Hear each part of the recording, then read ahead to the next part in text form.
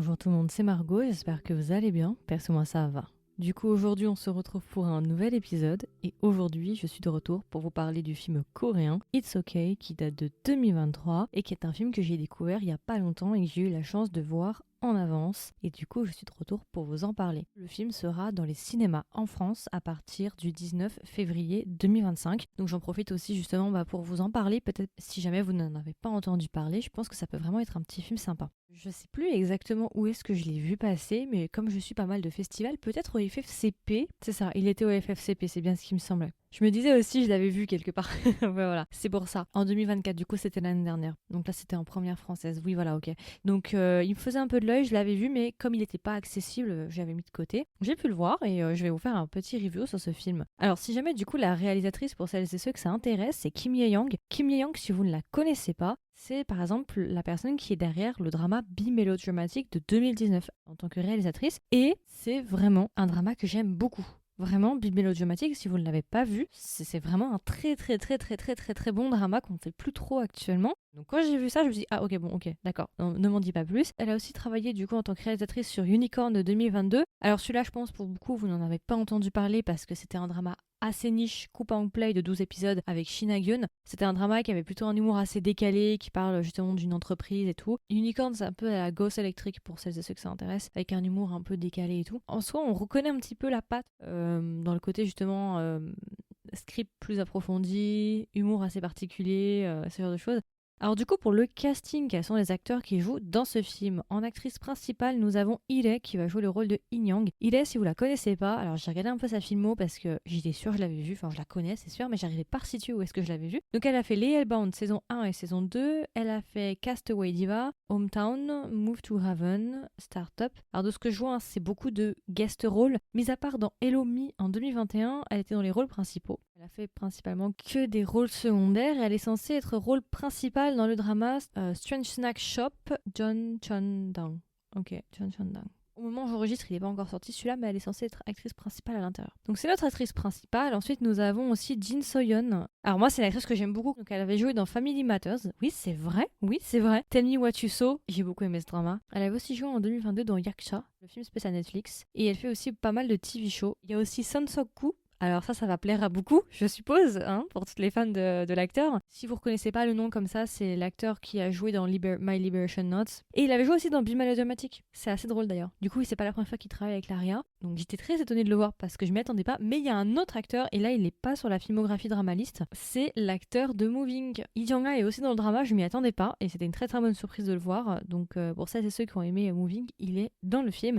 Le casting que je vous donne, c'est que une partie. Si vous regardez le drama, vous allez reconnaître énormément de têtes familières. Donc je m'attendais pas à ça et ça a été une très bonne surprise. Alors rapidement, du coup, de quoi parle It's Okay ou bien Kensana, Kensana, Kensana. C'est le titre coréen, 3 fois Kensana. Alors le film, en fait, ça parle de notre personnage principal qui s'appelle In-young. In-young, c'est une jeune lycéenne qui, malheureusement, au début du drama, va perdre sa mère dans un accident de voiture. Et du jour au lendemain, du coup, elle va se retrouver sans famille. Et on sait en fait que In-young, au-delà même d'être une lycéenne, elle a une autre passion, c'est la danse, et plus particulièrement la danse traditionnelle coréenne. Et du coup, tout le film va tourner autour de ce personnage-là, In-young, du coup, qui va tout faire pour survivre, vu que, comme je vous ai dit, elle a plus de famille, elle est toute seule. Elle est encore lycéenne, elle est encore mineure. On va suivre son aventure entre sa vie lycéenne et ses entraînements de danse. Et du coup, on a un second personnage dans le drama qui s'appelle Sola. Sola, du coup, qui est joué par Jin So-yeon. Du coup, ce personnage-là, ça va être le nouveau professeur de In-young et qui va être en charge de s'occuper de la troupe et de les entraîner afin justement d'en faire les meilleurs éléments possibles de l'école. D'une part, on va suivre la vie de In-young, mais on va aussi suivre sa relation avec sa professeure Sola, du coup, et ces deux personnages-là et leur vie. Voilà, je vais pas trop en dire parce que j'ai pas non plus envie de vous spoiler, mais c'est vrai que c'est quand même un casting majoritairement féminin quand tu regardes, majoritairement, mis à part Son Sok-koo qui est présent. Et en fait, c'est un film, au début, quand on te donne le plot comme ça, ok, une jeune lycéenne qui va perdre sa famille, qui va perdre sa mère, elle a pas de famille, elle se retrouve du jour au lendemain livrée à elle-même et ce genre de choses, tu vas te dire, oh ok, ça va être un film assez sérieux, assez lourd, et c'est vrai que moi aussi je m'attendais à ça, mais en fait ce qui est assez étonnant, enfin ce qui est assez surprenant du coup, c'est qu'au contraire le film est beaucoup plus léger que ce qu'on peut attendre en fait. on peut directement passer dans mon avis général, qu'est-ce que j'ai aimé par rapport au film. Franchement, c'était une bonne surprise. J'avais eu l'œil parce que déjà à l'époque, quand j'avais vu l'affiche au FFCP, il m'avait déjà un petit peu intéressé de loin. Une des choses que j'ai le plus aimé dans le film, bon, le film est très bien produit, je tiens à le préciser, franchement, j'ai rien à dire là-dessus. La qualité de production sur la forme, j'ai rien à dire. C'est vraiment pro, enfin, c'est vraiment propre, enfin, c'est vraiment qualitatif. Mais ce que j'aime le plus, je pense, dans le film, c'est le casting. J'ai adoré le casting, vous allez reconnaître tellement de têtes familières et c'était très surprenant parce que je m'attendais pas du tout à ce qu'il y ait autant d'acteurs, des acteurs vétérans ou des acteurs vraiment très très connus en Corée du Sud en fait. Au début, je me suis dit ça va être un film avec des acteurs un peu moins connus, avec un casting un peu moins connu et ce genre de choses, mais en fait pas du tout. Pas du tout. J'étais très surprise de voir le casting. Franchement, quasiment tous les acteurs, même les acteurs secondaires, sont connus. Donc ça, c'était vraiment une très très bonne surprise. Et en règle générale, je trouve que le film fonctionne assez bien. En fait, ces derniers temps, c'est vrai que je suis vachement dans les films plutôt art house, films d'art et essai. Et c'est vrai que j'ai plus trop l'habitude de voir des films plus légers, qui ont plus à vocation de te faire passer un bon moment et qui n'ont pas forcément envie de te faire passer des messages engagés ou des messages de fond. C'est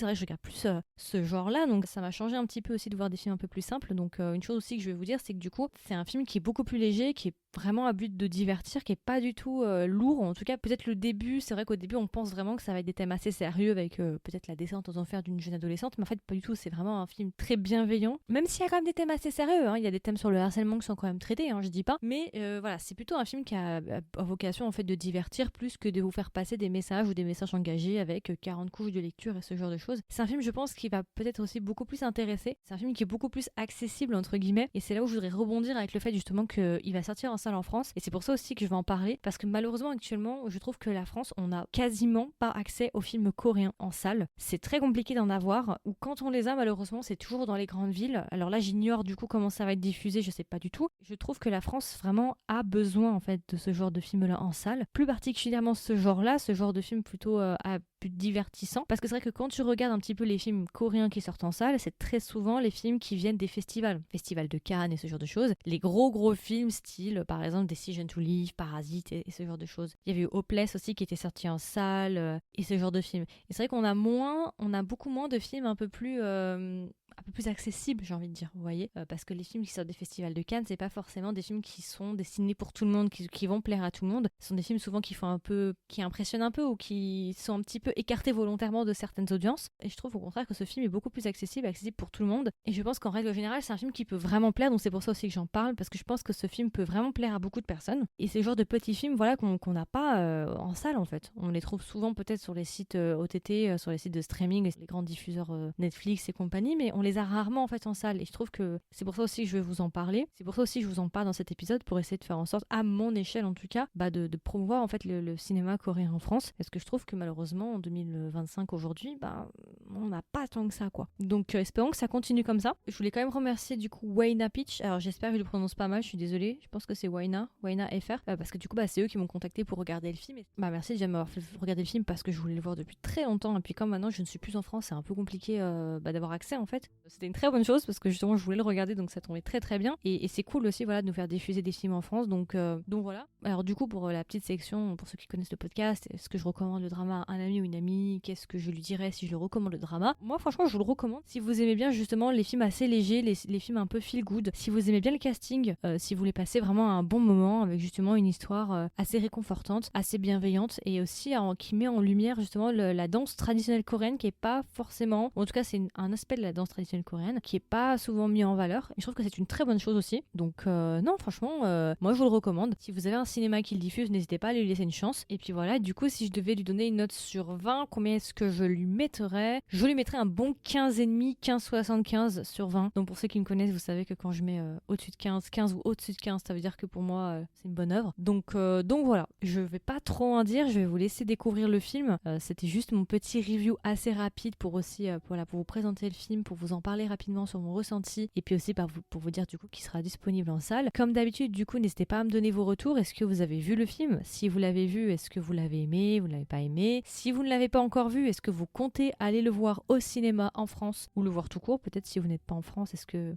Je sais pas. Est-ce qu'il va être sorti aussi dans d'autres cinémas, dans d'autres pays? Il y aura une section commentaires si vous m'écoutez sur Spotify, YouTube et YouTube Music. Si jamais vous voulez être au courant des dernières sorties du podcast et recevoir une notification, parce que vous voyez par exemple cet épisode ne devait pas sortir, il n'est pas sorti un lundi, il est sorti un autre jour, n'hésitez pas à vous abonner sur votre plateforme d'écoute préférée, comme ça vous aurez une petite notification dès que je sors un épisode surprise. Et si jamais vous voulez m'aider et me soutenir, comme d'habitude, n'hésitez pas à me laisser une note, pareil sur votre plateforme d'écoute préférée, donc soit laisser un nombre d'étoiles sur Spotify ou bien laisser un petit review sur Apple Podcast. Et puis voilà, écoutez, je vous souhaite une agréable journée ou une agréable soirée et je vous dis à la prochaine pour un nouvel épisode et peut-être pour un nouveau film. Bye bye!